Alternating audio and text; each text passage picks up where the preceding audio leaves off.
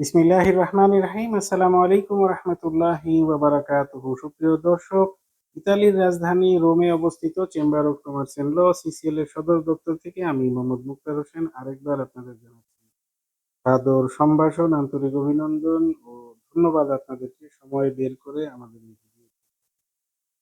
সুপ্রিয় দর্শক, আমরা এর আগে একটি ভিডিও আপলোড করেছিলাম, সেখানে আমরা বলেছিলাম যে 2025-এ অনুষ্ঠিতব্য দেখরেতো ফ্লুসি, অর্থাৎ যেটাকে আমরা স্পন্সর হিসেবে জানি, এটা নিয়ে ধারাবাহিকভাবে আমরা আপনাদের সামনে তথ্য ও উপাত্ত ভিত্তিক আলোচনা আহ, নিয়ে আসব, যাতে করে আপনাদের আগামী বছরে এই স্পন্সর ভিসার খুঁটিনাটি বিষয়গুলো সম্পর্কে আপনারা স্বচ্ছ ধারণা পেতে পারেন এবং ইনফরমেশন জনিত কোনো ভুলভ্রান্তির কারণে অনেক সময় অনেকে বিভ্রান্ত হন বা প্রতারিত হন।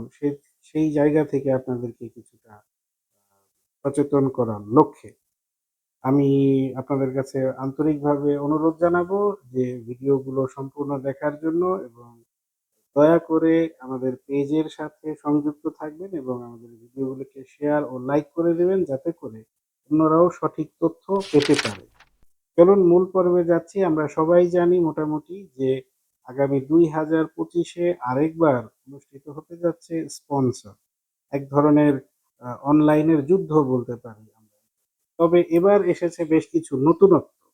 এই নতুনত্বগুলো যা, তার মধ্যে একটি অন্যতম হচ্ছে যে 1 নভেম্বর থেকে শুরু হতে যাচ্ছে, ইতালীয় ভাষায় বলা হয় প্রি কম্পিলাতো, অর্থাৎ আগে থেকে আবেদনপত্রগুলোকে পূরণ করার যে প্রক্রিয়া, এই প্রক্রিয়া চলবে 1 নভেম্বর থেকে 30 নভেম্বর পর্যন্ত, অর্থাৎ 1 নভেম্বর থেকে 30 নভেম্বর 2024 পর্যন্ত এই প্রক্রিয়া চলবে।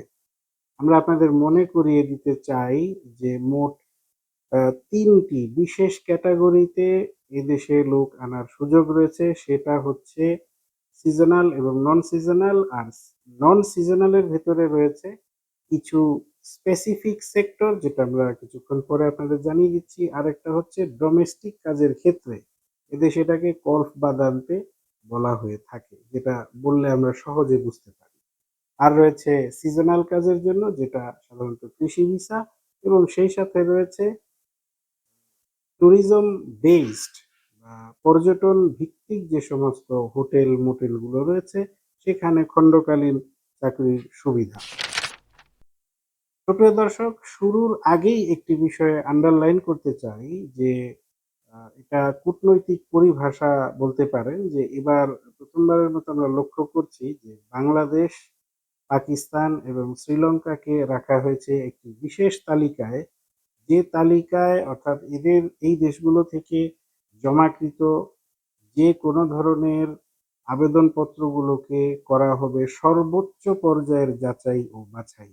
এটা একদিকে যেমন আমাদের যারা প্রকৃত অর্থেই যে সমস্ত কোম্পানিগুলো রয়েছেন এবং যারা প্রকৃত অর্থেই এদেশে কাজ করার উদ্দেশ্যে আসতে চান, এবং সেই সমস্ত মধ্যস্থতাকারী যারা আসলে কোনো ধরনের প্রতারণার আশ্রয় না নিয়ে ভালো একটি কোম্পানির জন্য আপনাদের হয়ে কাজ করবেন, তাদের জন্য যেমন সুবিধা, আবার অন্যদিকে অসুবিধা হচ্ছে এটা যে এই প্রক্রিয়াটি হতে পারে যথেষ্ট বিলম্বিত, কারণ এখানে সময়ের বিষয়ে কোনো সুনির্দিষ্ট সীমা রেখা নির্ধারণ করা হয়নি। বিধায় আশা করব ব্যাপারটা আপনারা লক্ষ্য রাখবেন।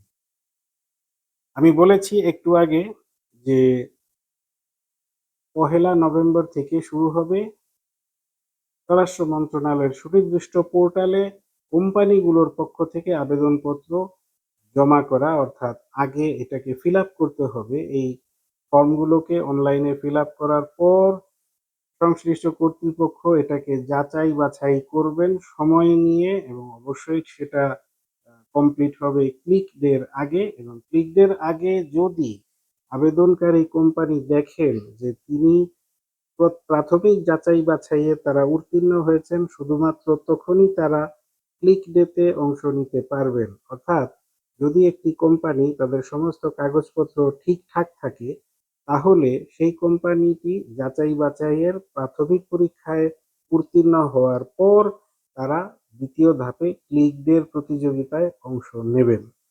আমরা প্রথমে আলোকপাত করার চেষ্টা করব যে কোন কোম্পানিগুলো আবেদন করতে পারবে এবং আবেদন করার ক্ষেত্রে সেইসব কোম্পানিগুলোর জন্য কি কি লাগবে।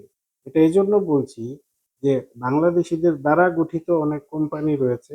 তারাও চেষ্টা করছেন যে তাদের প্রতিষ্ঠানের মাধ্যমে বাংলাদেশ থেকে ইতালিতে আসতে আগ্রহী এই সমস্ত কর্মজীবী মানুষদের জন্য একটি সুযোগ তৈরি করা।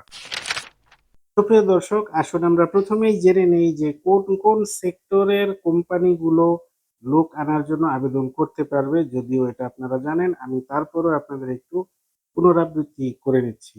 এগুলো হচ্ছে এমন সব কোম্পানি যারা ভারী মালামাল বহন করেন, এই সমস্ত ট্রান্সপোর্ট কোম্পানিগুলো আবেদন করতে পারবে। রয়েছে নির্মাণ শিল্প অর্থাৎ কনস্ট্রাকশন সেক্টরে নিয়োজিত কোম্পানি সমূহ, রয়েছে পর্যটন নির্ভর হোটেল, মেকানিক্যাল কাজের সাথে সম্পর্কিত কোম্পানিগুলো, টেলিকমিউনিকেশন, খাদ্য উৎপাদনকারী প্রতিষ্ঠান, জাহাজ নির্মাণ শিল্পের সাথে সম্পর্কিত প্রতিষ্ঠানগুলো এবং যে সমস্ত বড় বড় বাস কোম্পানি যারা প্যাসেঞ্জার বহন করে থাকেন, এই বাসগুলো যারা, উদাহরণস্বরূপ বলতে পারি এখানে অনেক বাস কোম্পানি রয়েছে যারা রোমের প্রাণকেন্দ্র থেকে এয়ারপোর্ট বা অন্যান্য জায়গায় যাত্রী পরিবহন করে থাকেন। মৎস্য শিল্পের সাথে সম্পর্কিত সকল ধরনের প্রতিষ্ঠান, আমরা যেটাকে বলি সেলুনের কাজ, অর্থাৎ সেলুনের বা নরসুন্দরের কাজ যারা জানেন তাদের জন্য রয়েছে এই প্রতিষ্ঠানগুলোর সুযোগ। সেই সাথে রয়েছে সর্বশেষে যারা প্লাম্বিং এবং ইলেকট্রিশিয়ানের কাজ করেন, সেই সমস্ত প্রতিষ্ঠানগুলো এই প্রক্রিয়ার ভেতরে পড়েন। এই ফর্মটি হচ্ছে B2020 অর্থাৎ B2020 ফর্মের মাধ্যমে এই প্রতিষ্ঠানগুলো তাদের আবেদনপত্র জমা করবেন। সুপ্রিয় দর্শক, নন সিজনাল যে ক্যাটাগরি রয়েছে তার আরেকটি অন্যতম অংশ হচ্ছে স্বাস্থ্য কর্মী হিসেবে অথবা গৃহপরিচারক বা গৃহপরিচারিকা হিসেবে কাজ করার জন্য, যেটাকে আমরা সহজ ভাষায় ডোমেস্টিক কাজ বলে থাকি, এই কাজের জন্যেও যারা আবেদন করতে চান তাদের জন্য রয়েছে সুযোগ।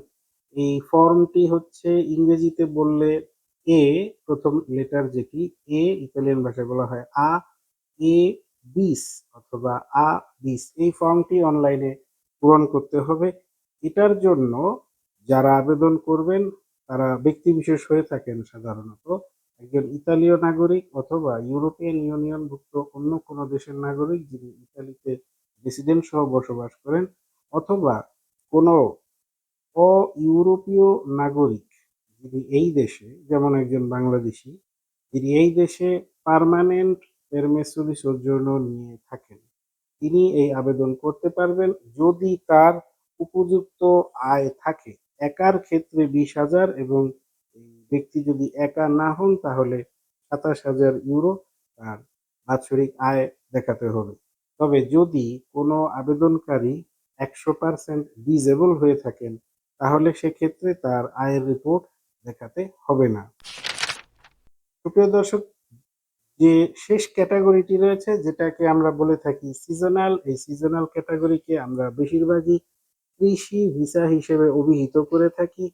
এইখানে রয়েছে দুইটি স্পেসিফিক সাব ক্যাটাগরি, অর্থাৎ এই সিজনাল কাজের জন্য একটি কৃষি খাতে এবং অন্যটি পর্যটন নির্ভর হোটেল শিল্পের সাথে যে সমস্ত ব্যবসা প্রতিষ্ঠানগুলো জড়িত তাদের রয়েছে এই সুযোগ। তারা সিজনাল কাজের জন্য এই দেশে লোক আনতে পারবেন।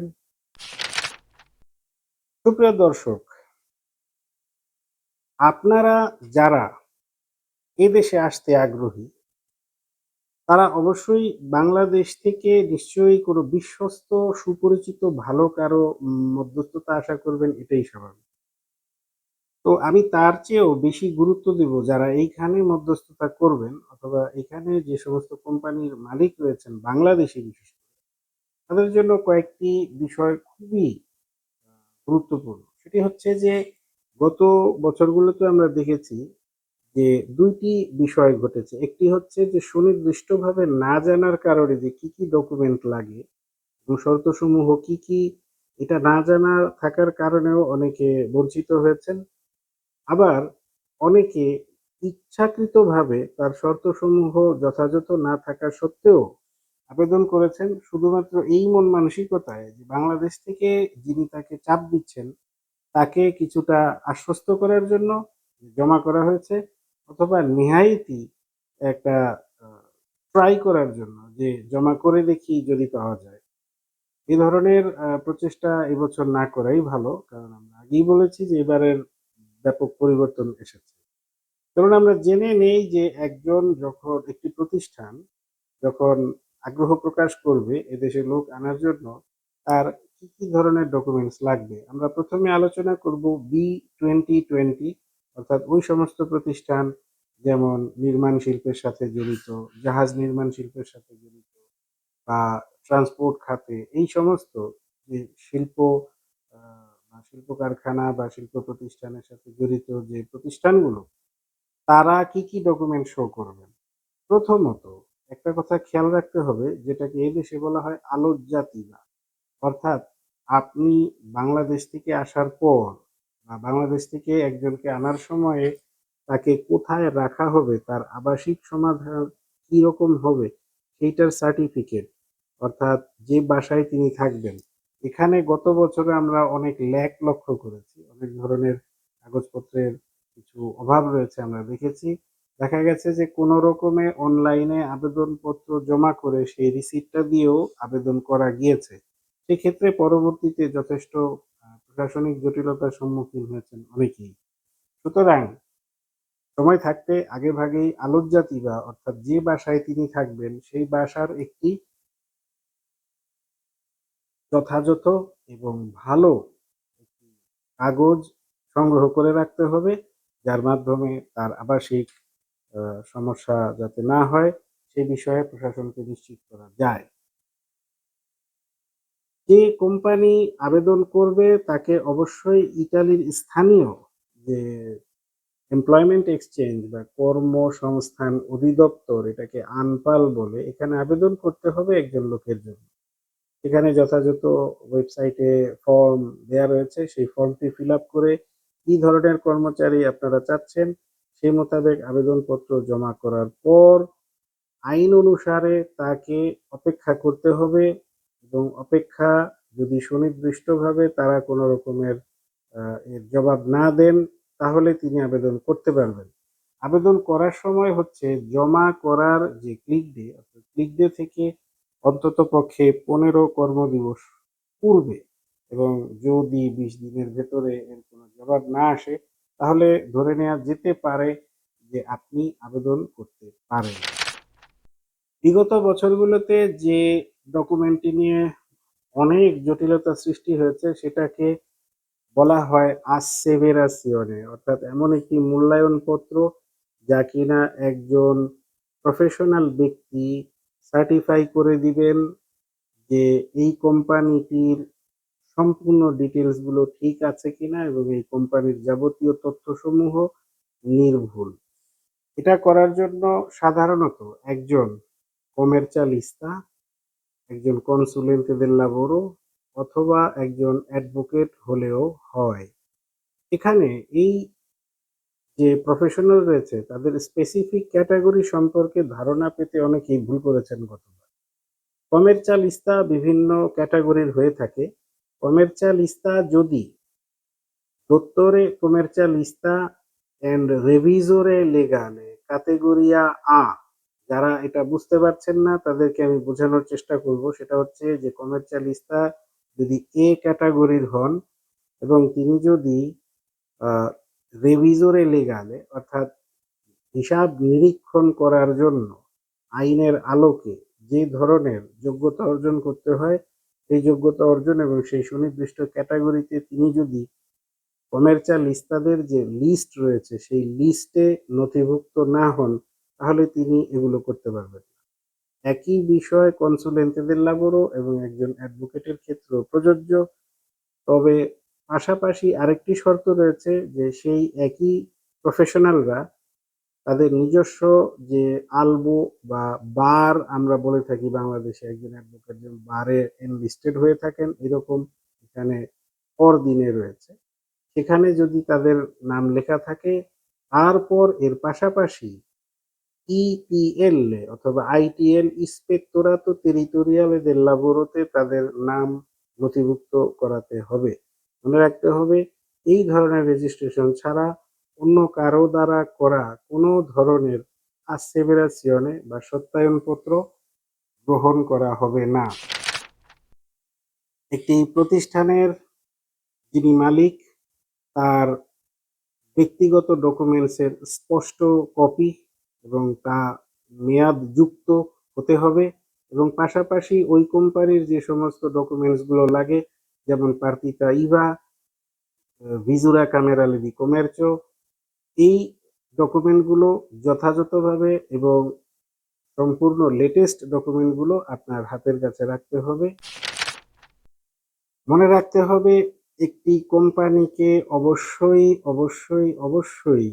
তার দুর্গ হচ্ছে এমন একটি ডকুমেন্ট যা এই মর্মে প্রত্যয়ন করে যে ওই কোম্পানিটি রাষ্ট্রের সাথে কোনো ধরনের দেনা পাওনা নেই, অর্থাৎ তার দেনার দিক থেকে তার অবস্থান পরিষ্কার বা ক্লিন চিট বলতে পারেন এটাকে। যদি কোনো কোম্পানি কন্ট্রিবিউশন খেলাপি হয় বা ট্যাক্স খেলাপি হয়, এ সমস্ত ক্ষেত্রে এই সমস্ত কোম্পানিকে কিন্তু nulla osta দেওয়া হবে না। সুতরাং documento unico sulla regolarità contributiva এটি অবশ্যই সংগ্রহ করে রাখতে হবে। কিছু প্রেফেক্তুরা গত বছরই দুর্কের পাশাপাশি দুরফো চেয়েছে, এটা আমাদের অভিজ্ঞতায় এসেছে। সুতরাং আমরা পরামর্শ দেব যে দুর্ক সংগ্রহ করে রাখার জন্য একটি দুর্কের সর্বোচ্চ বয়স হয় 6 মাস।